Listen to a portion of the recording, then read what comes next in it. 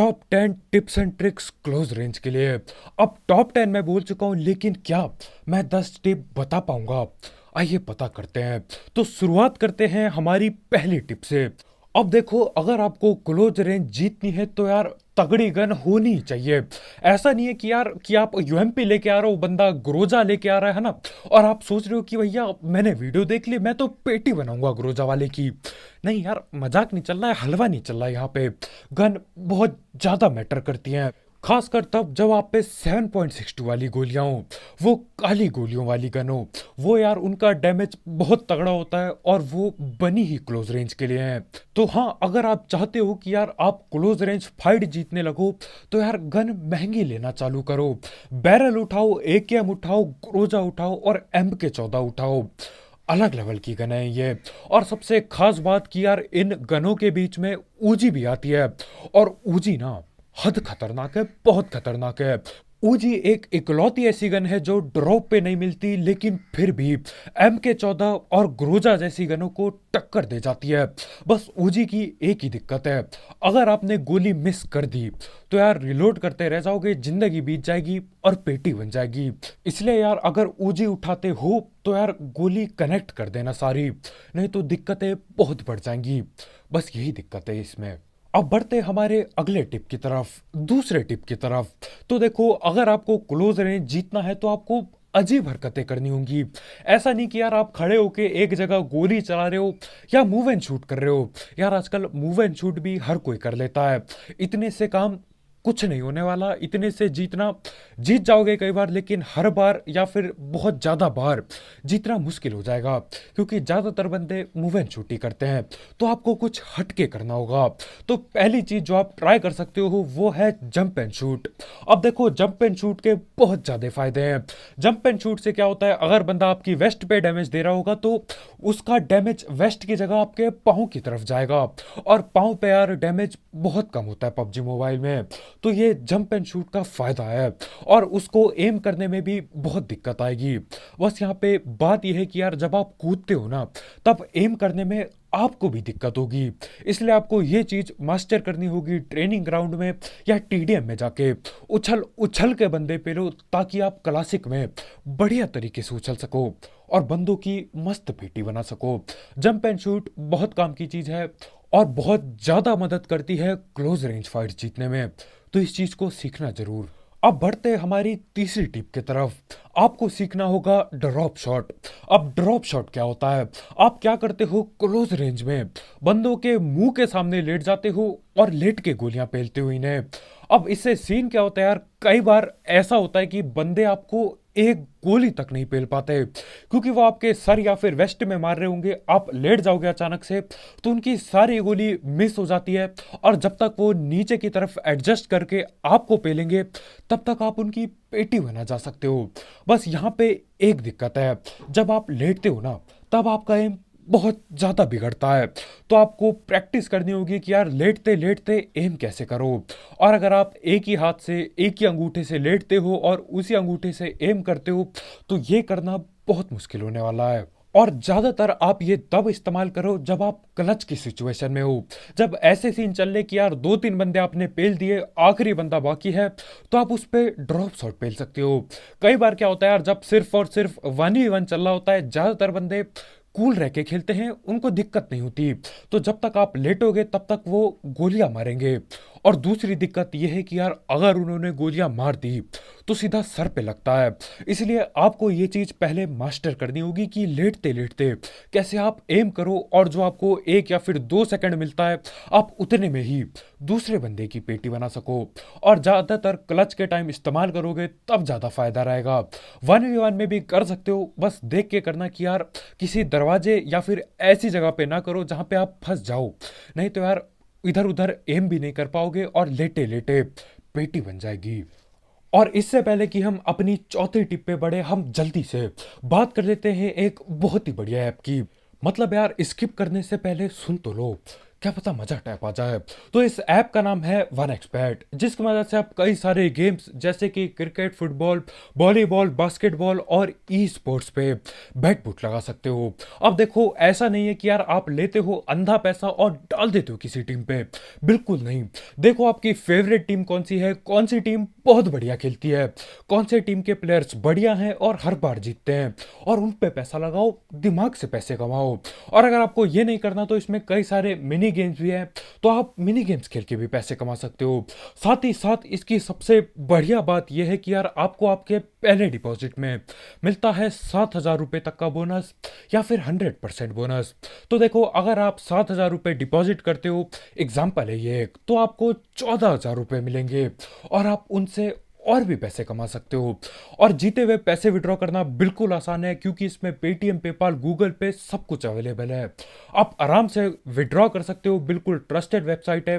तो हाँ यार, अगर आपको इस सब चीज़ का शौक है, इस ऐप को ट्राई करके देखो। इसकी लिंक कमेंट सेक्शन में होगी, बिल्कुल टॉप में। और अगर आप हमें सपोर्ट करना चाहते हो और भी ऐसे वीडियोस के लिए, तो देखो, पैसे डिपॉजिट करना जरूरी नहीं है, आप बस रजिस्टर कर सकते हो और उससे भी हमें काफ़ी हेल्प मिलेगी। इसकी लिंक कमेंट सेक्शन में होगी, बिल्कुल टॉप में। अब चौथी टिप यह है कि यार हर बार जब भी आप क्लोज रेंज में फाइट कर रहे हो, बंदों को घुमा घुमा के पेलो।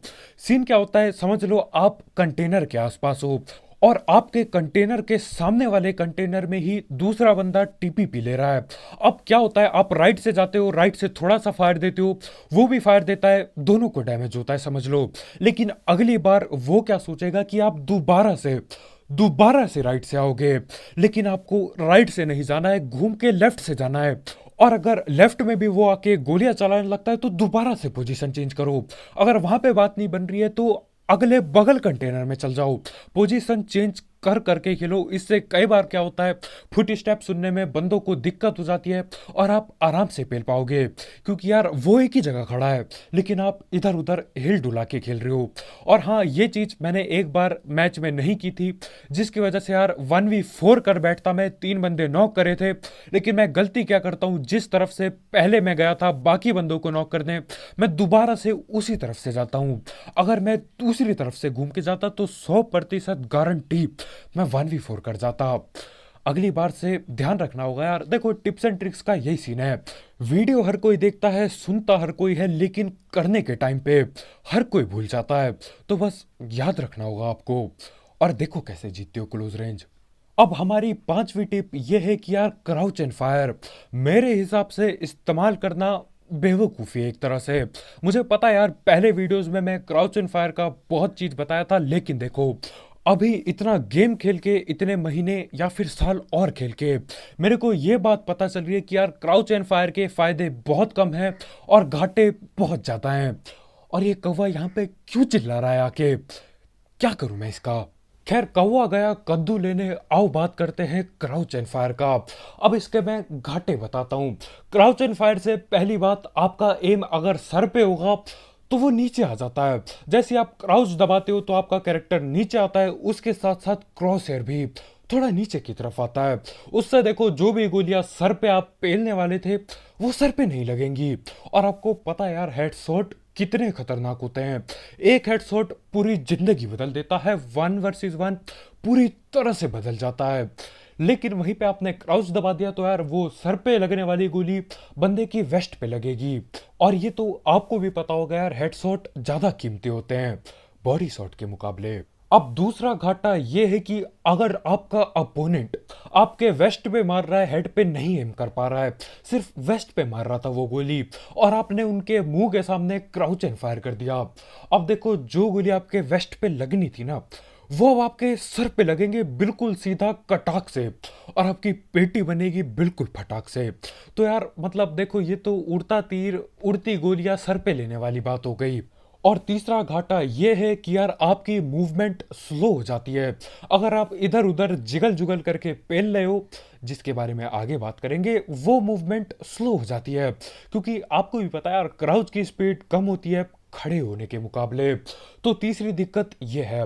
अब देखो, आप बोलोगे कि यार मूवमेंट तो जंप में भी शायद कम होगी, लेटने में भी कम होगी, लेकिन जंप और लेटने वाले में बहुत फर्क पड़ता है। जंप शॉट से क्या होगा, गोलियां आपके पाँव में लगेगी। पूरा का पूरा लेटने से क्या होगा, अगर बंदा वेस्ट पे भी मार रहा है तो उसकी गोली सारी मिस हो जाएंगी, उसको एडजस्ट करना होगा आपके सर पे, और तब जाके आपके वो सर पे पेल पाएगा।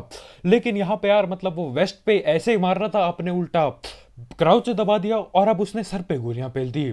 तो हाँ देखो यार, कभी कभी काम कर जाता है और कभी कभी धोखा दे जाता है क्राउच एंड फायर।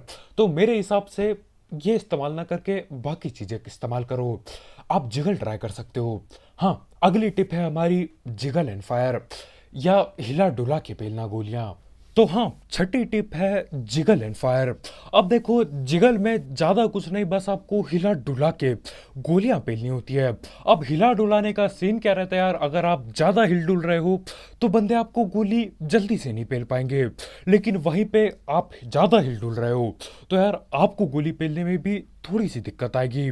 तो दोबारा बात वहीं पे आ जाती है यार, प्रैक्टिस पे बात आ जाती है। इसे प्रैक्टिस करने के लिए आप इधर उधर हिलो और एक जगह पे क्रॉस हेयर रखो, एक टारगेट रखो और उस टारगेट पे हिलते डुलते हुए फायर करते रहो। बिल्कुल लेफ्ट राइट मूवमेंट देते रहो और उस बंदे पे या फिर उस टारगेट पे फायर करते रहो। अब जिगल का ये सीन है कि यार ऐसा नहीं कि भैया आपने जॉयस्टिक लिया बस यह रगड़ दिया, हलवा नहीं चल रहा है यहाँ पे। आपको ऐसे जिगल करना होगा कि यार थोड़ी सी मूवमेंट हो, थोड़ा सा आप असल में जाओ लेफ्ट राइट। नहीं तो क्या होगा, आप एक ही जगह पे हिलते डुलते रहोगे, एक पाँव इधर जाएगा थोड़ा सा, दूसरा पाँव उधर जाएगा, लेकिन ओवरऑल देखा जाए तो आप वहां से हिले भी नहीं होगे। और इतना कम हिलते में ज्यादा फर्क नहीं पड़ता है। देखो, जब बंदे सको बगैर खोले गोली चलाते हैं ना, तब यार एक ही जगह पे अगर आप थोड़ा सा हिल रहे हो तो कुछ नहीं होने वाला। इसलिए आपको मीडियम रेंज का जिगल देना होगा। आपको एक बैलेंस में चीजें करनी होंगी। आपको इतना लंबा भी नहीं जाना कि यार एक तरफ मूव एंड शूट जैसा ही हो जाए कि यार लेफ्ट भाग रहे हो तो लेफ्ट ही भाग रहे हो, राइट भाग रहे हो तो राइट ही भाग रहे हो, वैसा नहीं करना। और ऐसा भी नहीं करना कि आप एक ही जगह पे एक पाँव इधर कर रहे हो फिर दूसरा पाँव उधर कर रहे हो, नहीं। मीडियम बिल्कुल ठीक सा देना होगा कि यार सामने वाले बंदे को जब वो बगैर स्कोप खोले आप पे गोलियां पेले, तब उसको एम अपना थोड़ा इधर उधर हिलाना पड़े, तब फायदा होगा। ज्यादातर बंदों को देखा यार मैंने, वो तेजी से करने के चक्कर में एक ही जगह खड़े रह के इधर उधर करते रहते, मतलब कैरेक्टर असल में हिलता भी नहीं है, बस उनको लगता है कि कैरेक्टर हिल रहा है। वो मत करना, बिल्कुल मीडियम बैलेंस जिगल करना, वो ज्यादा फायदा देगा। अब सातवीं टिप ये है कि यार ये पहले ही जान जाना कि सामने वाले बंदे पे आखिर कौन सी गन पड़ी है। अगर आप कहीं रस कर रहे हो, सामने वाले बंदे पे S12 की पड़ी है और आप सीढ़ियों से घुसे जा रहे हो, तो यार सीढ़ियों में S12 के इतने तेजी से नॉक करती है कि पता भी नहीं चलता। इसलिए पहले पता करो कि यार बंदों पे गन है कौन सी, उन्हें बेट करो या फिर इंतजार करो कि यार वो भी गोली चलाएं और आपको पता चल जाए कि यार गन है कौन सी उन पे। अब देखो, अगर अगले वाले बंदे पे ऊजी पड़ी है और आप पे M4 वगैरह है, तो कैसे भी करके कोशिश करो कि आप इतना हिल डुल जाओ कि उस बंदे की ऊजी आधी मिस हो जाए, और उसके बाद यार फ्री की किल मिलेगी आपको। उस बंदे पे अगर ग्रोजा पड़ी है तो आपको ऐसा कुछ करना होगा कि यार आपकी पहली गोलियां पहले लगे। देखो, उस पे ग्रोजा पड़ी है, आप पे M4 पड़ी है, तो आपको कहीं से ऐसी जगह से जाना होगा या उसको ऐसी जगह पे फंसाना होगा कि आप उसे पहले एक दो गोलियां मार पाओ, उसके बाद वो आप पे गोलियां पेले। अब ग्रोजा तो यार नेक्स्ट लेवल गन है, मतलब एक दो M4 की गोली मारने के बाद भी अगर वो चलाता है ग्रोजा और सारी लगती हैं आप पे, तो भी आप ठिल जाओगे। लेकिन वही बात है यार, अगर आप बढ़िया तरीके से उसे फंसाते हो, गोल गोल घुमाते हो और पहले आप फायर करते हो, दो तीन गोली पहले आप लगा देते हो, तो सस्ती गन से भी आपके चांस ज्यादा हो जाएंगे जीतने के वो 1v1। तो हाँ, गन पता करो यार है कौन सी गन उस पे। अब आठवीं टिप ये है कि आप बगैर स्कोप खोले अगर आप गोलियां चलाते हो तो हो सके तो लेजर साइट ले लो। मेरे हिसाब से यार दो दो ग्रिप लेके चलो बैग में, एक ऐसी ग्रिप जो आपकी दूर स्प्रे देने में मदद करे और एक ऐसी ग्रिप जो आपको क्लोज रेंज में मदद करे, खासकर तब जब दूसरी गन आप पे बोल्ट एक्शन पड़ी हो, जैसे कि कार 98 या फिर AWM। सोचो आप M4 और चला रहे हो M4 के साथ AWM, तो अगर आप क्लोज रेंज रश कर रहे हो और वैसे भी बगैर स्कोप खोले चलाओगे तो लेजर साइट रखो ताकि एक्यूरेसी और बढ़ जाए। अगर M4 की जगह बैरल चला रहे हो तब तो यार लेजर साइट होना ही चाहिए, क्योंकि क्लोज में वही लेके घुसोगे और M4 से ज्यादा बहुत ज़्यादा रिकॉइल या फिर गोली का फैलना ज़्यादा होता है बैरल का, तो वहाँ पे लेज़र साइट बहुत काम आएगी। तो हाँ, हो सके तो 2 ग्रिप लेके चलो और देखो कौन से टाइम पे कौन सी ग्रिप इस्तेमाल करनी है। मानो या ना मानो यार, लेज़र ग्रिप, लेज़र साइट काफ़ी काम आती है। अब नवी टिप ये है कि यार, अगर आप पे टीपीपी है, आप टीपीपी ले रहे हो और सामने वाला बंदा टीपीपी के अगेंस्ट रश कर रहा है, तो वहां पे जीतना 1v1 बहुत ज्यादा आसान हो जाता है। क्योंकि देखो, आप टीपीपी लेके बैठे पड़े हो एक जगह पे, और टीपीपी इसलिए बहुत खतरनाक होती है। साफ साफ आप देख पा रहे हो कि कौन कहाँ से आ रहा है, कितने बंदे आ रहे हैं, कब चलेगा, कब ये सांस लेगा, आपको सब कुछ पता है।